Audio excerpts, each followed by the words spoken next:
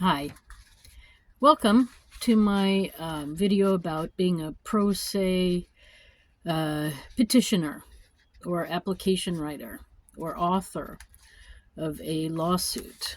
I never did anything like this before, so I was a complete beginner, and I have dyslexia, so reading and writing is like not easy at all for me, but this was too important and I had to do it. And there was no other way to do it than to read and write, understand, and do what was necessary. So my name is Susan Maud Buchser. I am also going by Susan Buchser because I don't really use my middle name. And then I am running for president of the United States under the name of Susan Buchser-Lochocki. And so my real name, like I said, currently is Susan Buchser. And then Lochocki is my maiden name. And in the U.S., you know me as Lochocki. So I reclaimed my maiden name for when I was going and campaigning. And then in Switzerland, which is where I was living for 20 years, when you get married there, you keep your maiden name. It's not official, but it's sort of at the end of the name. And then your husband also gets your name too. So everybody is Buchser-Lochocki at the end. So that explains my name. And then I have a lawsuit still pending with the Supreme Court. It's called Buchser versus U.S. et al. It's an application to individual justice per Rule 22. It is June 29th, I believe. And I'm making this video to have some people get interested and start talking about this issue, but then also to let you know that you can do this too, if I can do it. So the Supreme Court does have something called individual justice emergency application per Rule 22. And it's exactly for something like this that is critical for our country. It's happening in most of the states. Well, this particular one for me is happening in all the states, actually. And this is what you do. You put a petition together per the instructions that they have. It's a lot of work getting together the information, so that part is a struggle. But once you get the swing of it, then you know what you're doing. So, when I discovered all the fraud and the corruption in the election system back in 22, I was at that time actually running for Congress, for House of Representatives from the newly formed 2nd District of West Virginia. And I actually stopped campaigning and I started writing a lawsuit then. It was Buchser versus Warner. You can find it online. I think I even have a link in my my campaign website. But if you just put my name into Google, you'll come across it too. And Werner is the Secretary of State of West Virginia, and he's in charge of the election division. So it's not really against him, it's against the election division and how they're running elections. And it's about, what do you call it? Yeah, just the fraud and how it needed to stop. So with that first one, I didn't have all my information and all the thoughts correct. And so after going back and forth with paperwork there with the local federal district court in the northern part of West Virginia, they declined or returned my my case, my petition, my lawsuit, my pro se lawsuit, because I think they really felt like it was something they couldn't do their own, that they wanted the Supreme Court to make the decision because it would affect the whole United States and our election division in every state. So I think it was too big for the West Virginia federal court system. But at the first time when I filed, well, I should say even before filing, what got me to filing was I kept sending emails, and on Facebook and Twitter, I was contacting my elected officials, and nobody was getting back to me. And nobody was changing anything either. So I sent emails to our governor, to our Secretary of State, even to the county clerk, I'm pretty sure, and the election division. And, I was trying to get the system stopped because I discovered that, yes, the registering to vote is where exactly all the fraud is that Donald Trump was talking about. And manipulation of votes was happening. And so, and then I found out too that the DMV is involved, when you go to get your license and you say, when they ask, are you registered? And then you tell them, and then by telling the DMV, nothing happens. Actually, you still have to go into your registration and do things, but somewhere that gets recorded in their documents, and the DMV then knows what party you're in. That means the police know what party you're in, and that's actually against privacy. But that's a whole nother lawsuit that I haven't even gotten into yet. And then the other part of that is, in a lot of the states now, there's like some sort of kickback of money that happens when you do that through the DMV. So I don't know who's getting paid by who, but that's also like another issue that needs to be addressed. So anyways, there's just a lot of fraud and corruption in the system. And we cannot go forward as a country until we get the bad guys out. So for me, it started, everything needed to stop, and it started with changing our election process. Now, I lived 20 years in Switzerland, and I've seen a different way of voting, which would fit in directly with our Constitution, and it would be very constitutional. So, with that said, there are other people who are like me, who have lived in other countries, who have other experiences of elections that would be also constitutional. So we need to come up with a new way. Now, on my campaign website, I do have a suggestion of a way to go forward. I think it's a very good way. I voted that way in Switzerland for 15 years, and I think it's very, it's exactly what our country needs. Because, some of you know that I've been campaigning for our country, for political office since 2020. I started there also running for president. And I met a lot of you. And over the years, I've met a lot of U.S. citizens, just people like me, who feel like we're not being heard by our government. And you know what? We're right. Or it's actually not so much the government that's not hearing us, but it's the duopoly. It's the two big political parties who've rigged everything in their favor, and they keep everybody else out. There has never been a libertarian or a Green Party person in charge of our election process. So that voter list has only been in the hands of the two big parties. And not only do they manipulate it with fake names and fake addresses and fake birthdays and all sorts of fake things, but they also sell that list too. And it's just not good, folks.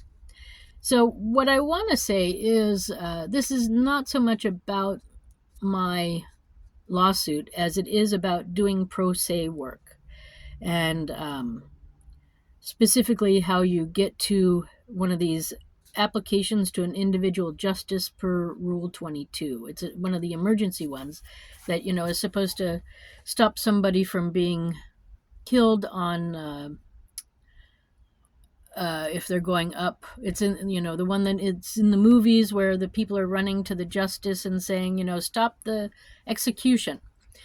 So thank goodness no one was up for execution for my Rule 22 application, because that person would be dead a long time ago. So anyways, it takes a lot longer than you think. So I started my Rule 22 application back in February, at the end of February. And we're now in the end of June, and it's still not decided.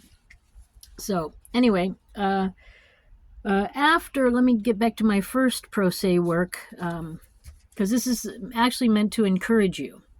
That's what this video is about. So when I made the first lawsuit to the federal district court in West Virginia, in the Northern District, they sent my lawsuit back saying, am I sure that I have the right jurisdiction? Am I sure I'm doing this like the right way? And you know what? When I got that back, I was horrified. It took me a day to sort of like get upset and figure out, like, am I doing this wrong? Why are they questioning me? And then I realized that was a lawyer tactic. So they try to trick you and manipulate you into giving up, even if it's a worthy cause. Because, when that came back, I was like, well, I don't know. Am I in the right jurisdiction? I have no idea. So then I was questioning everything, and like I said, I had no guidance. I had no idea if I was doing the right thing or not. I mean, I knew I was doing the right thing, but was I putting the right information in the right document, in the right way? And then, anyway, life was happening. The election was happening. And basically, documents went back and forth for about 9 months. And each time, they would try to trick me into sort of giving up. And each time I didn't give up until really the final decision was made by the court. And then I didn't give up. I tried to appeal it.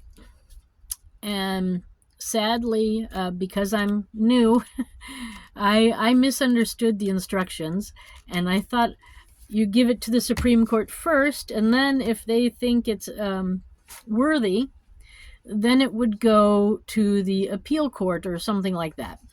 So, but I did it wrong. So you have to, once a decision is made not in your favor, you have to take your lawsuit to the appeal court, and you get a piece of paper that you then attach or connect to the lawsuit when you go to hand it to the Supreme Court. And that's the part I missed.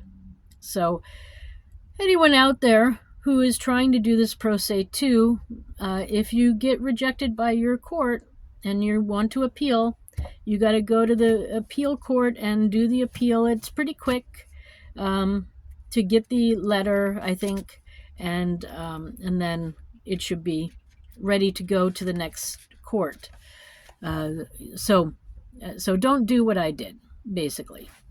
Anyway, so then I was like, well, now what do I do? Now I got to make a whole new lawsuit and go through the whole process again. In the meantime, I was having a lot of upheaval in my life, and I didn't really have time to write up a new complete lawsuit. But during that time, I did a lot of learning and a lot of reading. And that's when I was like, well, there's got to be a quicker way to get this into the hands of the Supreme Court, because we don't have time to wait. We've got a lot of illegal people in office, and this is totally unconstitutional. I can't believe that, if lawyers know about it, why are they letting it happen? And I mean, that's a good point to just remember. Follow the money, and then you'll have your answer. But anyway, so I finally sat down really and read the instructions, possibilities, and came up with the application to an individual justice per Rule 22 would be the quickest way, in my opinion. That's what I decided.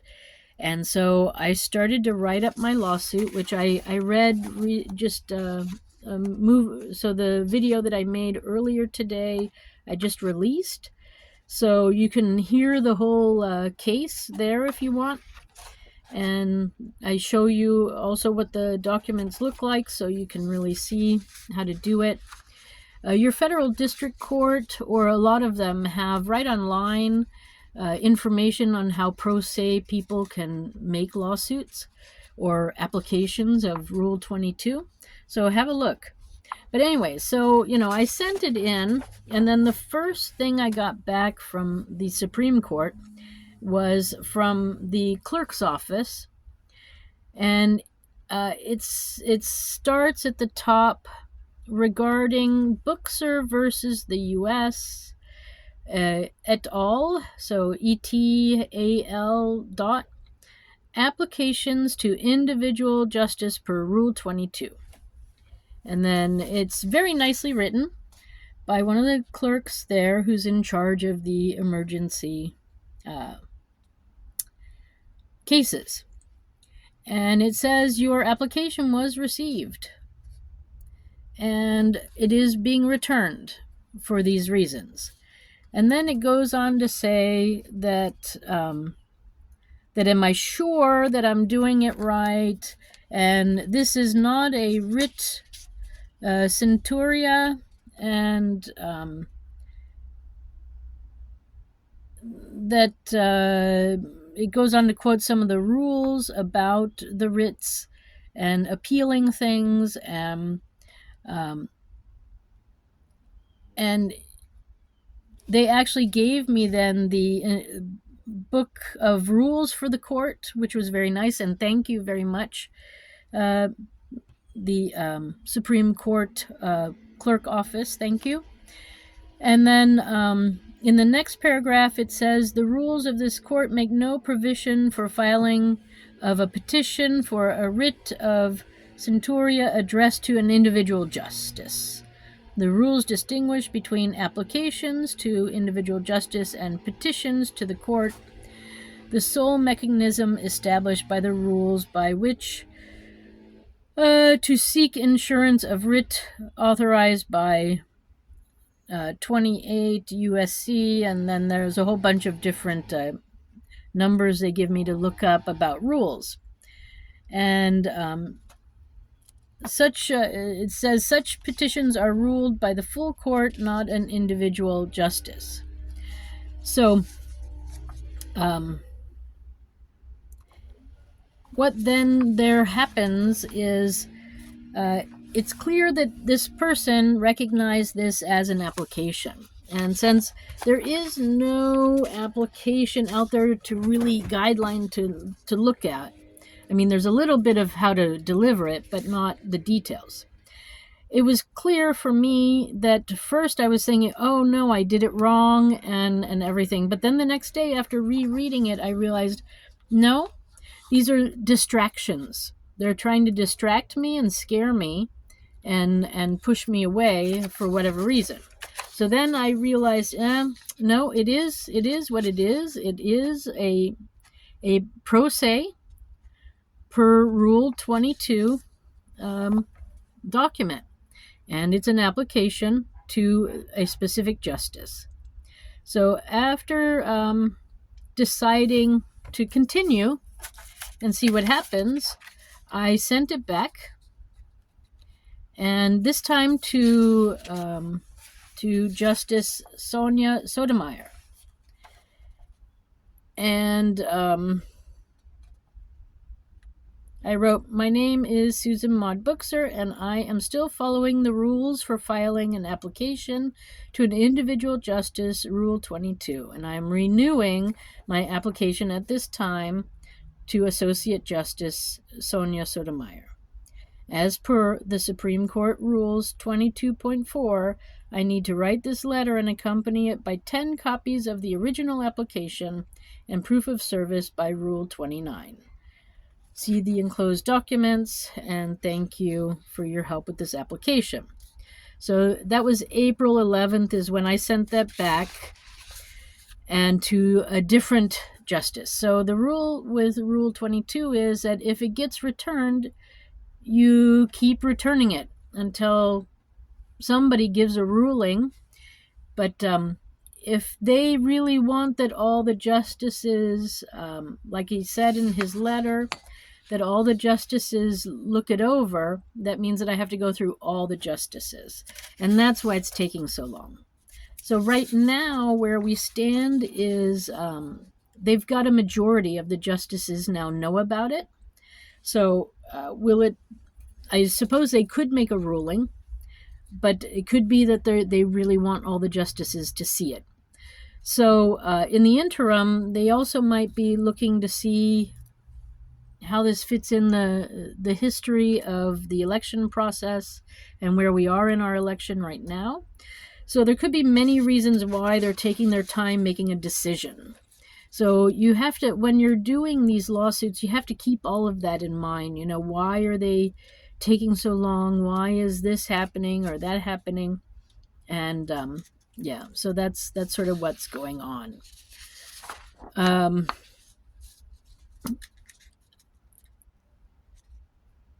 So then I got it back on the 17th of April.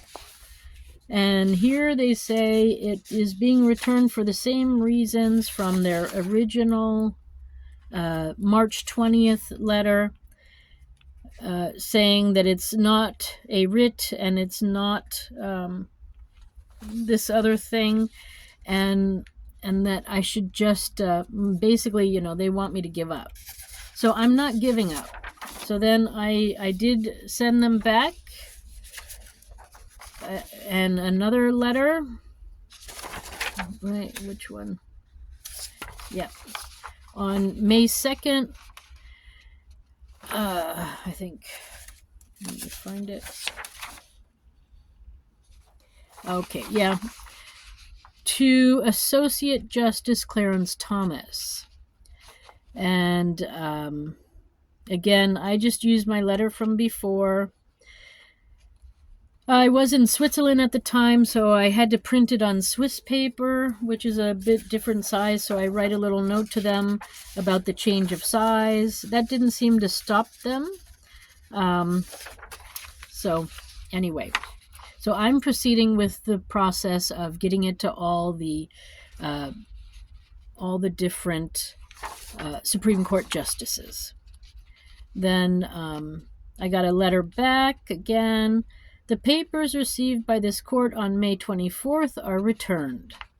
Under Article 3 of the Constitution, the jurisdiction of this court extends only to the consideration of cases or controversies properly brought before it from lower courts in accordance with the federal law and filed pursuant with the rules of this court. Well, I am filing it pursuant with the rules of this court per Rule 22. So again, see, they try to make you give up. So they know that this is a big lawsuit. It's a big application. It's a big emergency application, and it's going to shake up things quite a bit. So they're trying to buy time, or they're trying to have me give up. But I'm not giving up. So they continue, this is what else they write, continuing to submit papers to this court without attempting to comply with the rules of the court will result in the court no longer returning your papers at government expense. So originally I had sent this off with a check, and they sent it back to me, actually.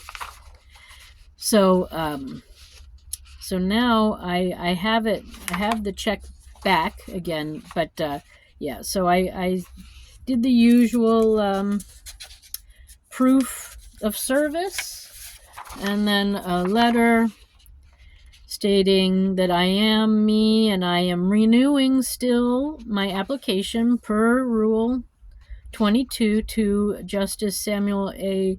Alito Jr. As for Supreme Court Rule 22.4, I need to write this letter and accompany it with 10 copies of the original application and proof of service required by Rule 29. Then, to address your concerns of the May 24th letter you wrote to me, you say the papers received by the court are returned, and then you tell me your concerns that my papers can no longer keep being returned at the government expense. And I just want to remind you that I sent a check to you with the original application the first time. You then returned the check to me, so I have now included the same check back to you. You may deposit it and use that money to pay for the mailings. However, what would be cheaper and save you money and me money would be if the justice would just answer my simple question. We could both move forward on other things we need to work on as a country together. And then I say, please look at the documents and thank you for your help with this application. So that was June 3rd. So then on June 6th, I get a letter back saying that the papers received by the court on June 5th are returned. The court is unable to assist you in this matter. And they tell me that the check is also returned. So I did get the check back. And again, they're just trying to brush me off. So then I reapply. So I renew my application, this time to Justice Amy Coney Barrett. Again, as the Supreme Court Rule 22.4 and following Rule 29. Then I thank you. I have received the check back, but if you need, I can send it back to you. I put the money aside especially to fund exactly the postage and the court time needed for this application to reach a true potential. I understand that it's expensive to mail the application back and forth, and I apologize for that. Please let me know if you want the check returned to you. Please see the enclosed documents. And thank you for your help. So then, that was June 13th when I sent that. And now, on getting this back last week, I have a duplicate copy, unsigned, from a June 6th, the June 6th letter that they sent me. Dear Miss Buchser, the papers received by this court on June 5th are returned. The court is unable to assist you with this matter, and the check of $300 is returned. So, instead of signing it, they put a copy on it. So I don't know what to make of this, but that seems pretty unofficial. I hope at least Amy got to look at it. But I'm going to be sending it back now. So I am following the rules of Rule 22 for an emergency application to an individual justice. And they know it. I know it. I know this is a big deal. It's going to rock our boat really, really big, but it's worth it. We got to get the corruption out of the system. So, folks, I made this video so that you could see that it's possible to do these things. I am making waves. Things are happening in the background, and I hope to hear something soon. Fingers crossed it all goes well. And on that note, I just want to say thank you for listening. I know this is a long video. Sorry about that, but I had to go through everything. So I wish you a nice day wherever you are. Thanks for stopping by. Bye for now.